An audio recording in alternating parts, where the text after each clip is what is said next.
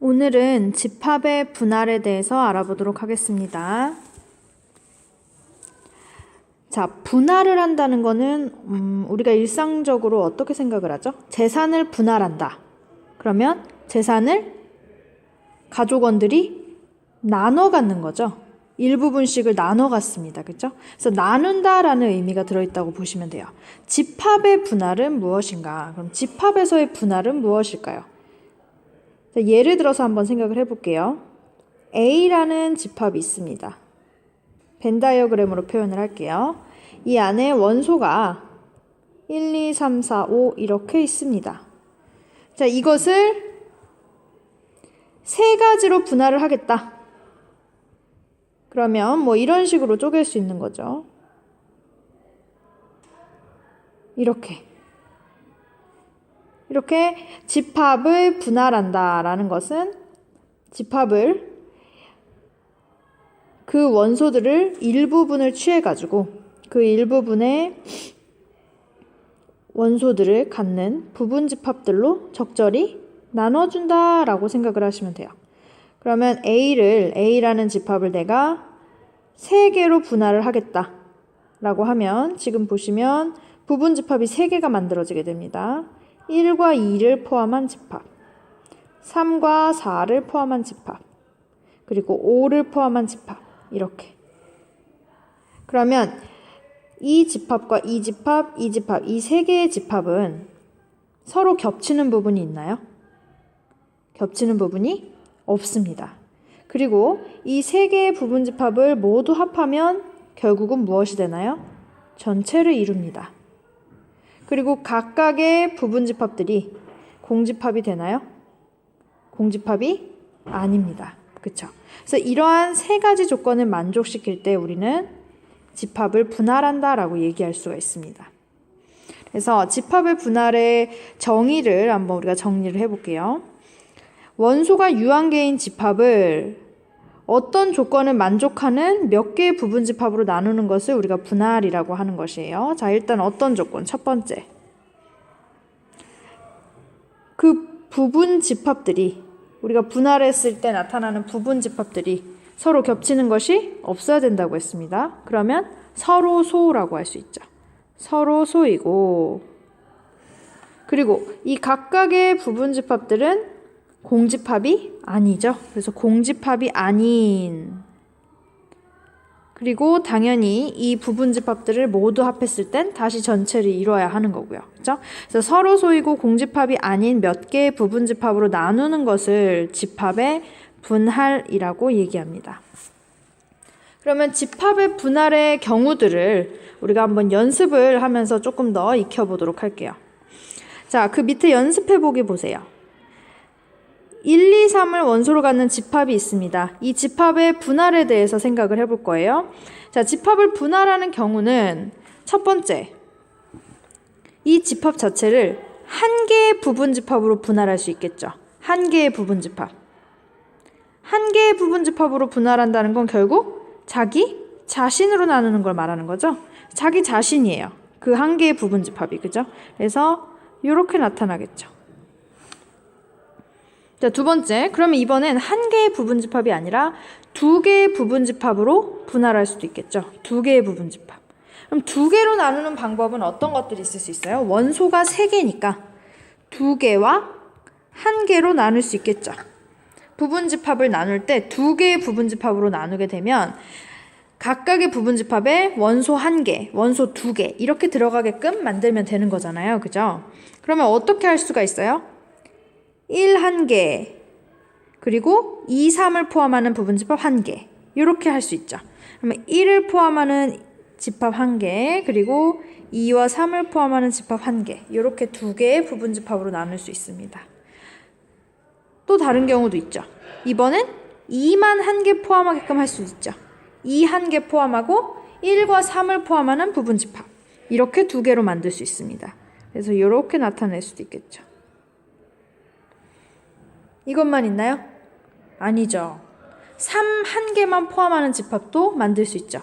3 1개만 포함하는 집합 하나와 나머지 1, 2를 포함하는 집합 하나 해서 2개의 부분 집합으로 나눌 수 있어요. 그죠? 그래서 이렇게 나타낼 수도 있겠습니다.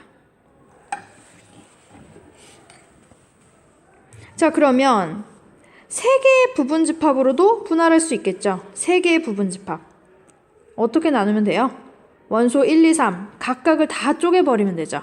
1 하나, 2 하나, 3 하나 포함하는 3개의 집합으로 만들면 되죠. 그래서 1 포함하는 집합, 2 포함 집합, 3 포함 집합 이렇게 각각 하나씩 하면은 총 3개의 부분집합으로 나누게 되는 겁니다.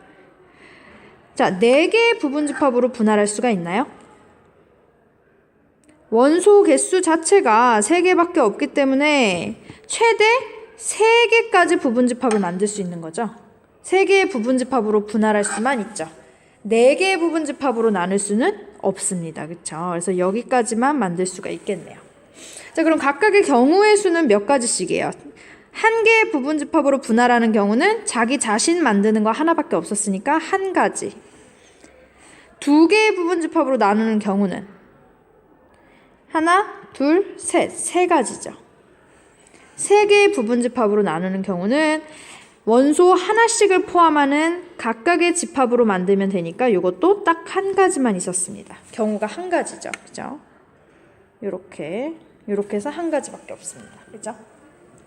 자, 이렇게 집합을 분할하게 되는 경우가 여러 가지가 있을 수 있는데 이 방법의 수 자체를 우리가 기호로 표현할 수가 있어요.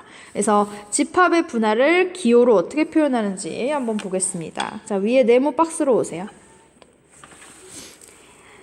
자, 집합의 원소가 총 n개입니다. n개의 원소를 갖는 집합을 k개의 부분집합으로 분할하는 방법의 수를 기호로 이렇게 씁니다.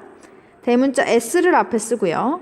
괄호 열고 n개의 원소를 갖는 집합을 k개의 부분집합으로 나눌 거야. 그래서 이렇게 표시합니다. s, n, k 이렇게 나타냅니다. s, n, k.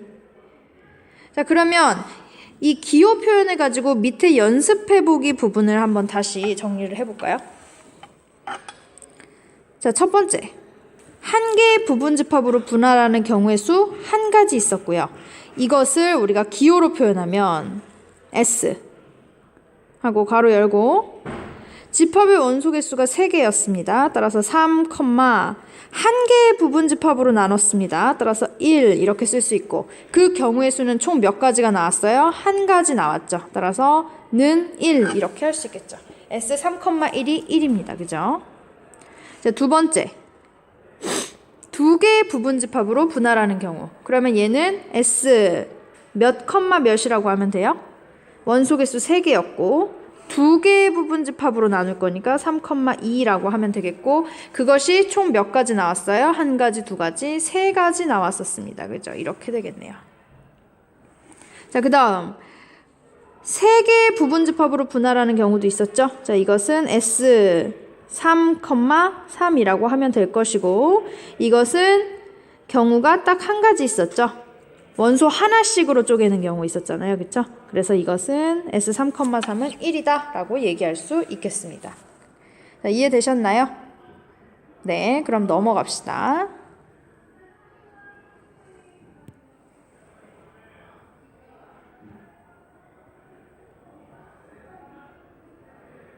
네, 밑으로 내려가서 문제를 한번 풀어볼게요.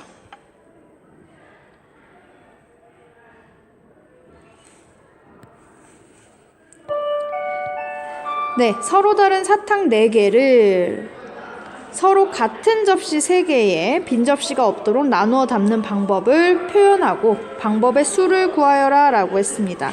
그러면 사탕이 4개가 있으니까 이 사탕 4개를 그냥 1, 2, 3, 4라고 쓸게요. 서로 다른 사탕 4개 1, 2, 3, 4가 있습니다. 자, 이것을 접시 3개에 그것도 서로 같은 접시 3개에 빈 접시 없게 나누어 담아야 된대요. 자, 접시 3개가 있습니다. 그림으로 우선 표현을 해볼게요. 그러면 접시 3개에 사탕 4개를 나눠 담을 수 있는 방법은 어떤 것들이 있어요? 2개, 1개, 1개 이렇게 담아야겠죠? 그러니까 2개, 1개, 1개 이렇게밖에는 담을 수 없죠. 3개, 1개 하면 나머지 한 접시가 비니까 안 되잖아요. 그쵸? 2개, 1개, 1개 이렇게 담을 수밖에 없습니다. 자, 이렇게 담을 수 있는 방법의 수 몇 가지나 될지 한번 방법을 써봅시다.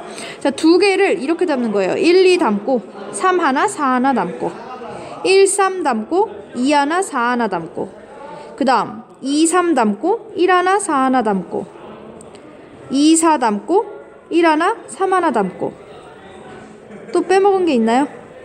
3, 4 담고 1 하나, 2 하나 담고 또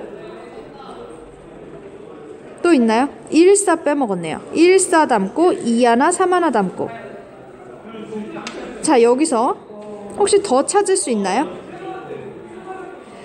2, 3 담고 4 하나, 1 하나 담고는 2, 3 담고 1 하나, 4 하나 담는 거랑 지금 서로 다른 상황일까요? 같은 상황일까요? 얘는 같은 상황이죠. 왜요? 접시가 서로 같은 접시니까 접시의 구분이 없습니다. 그죠?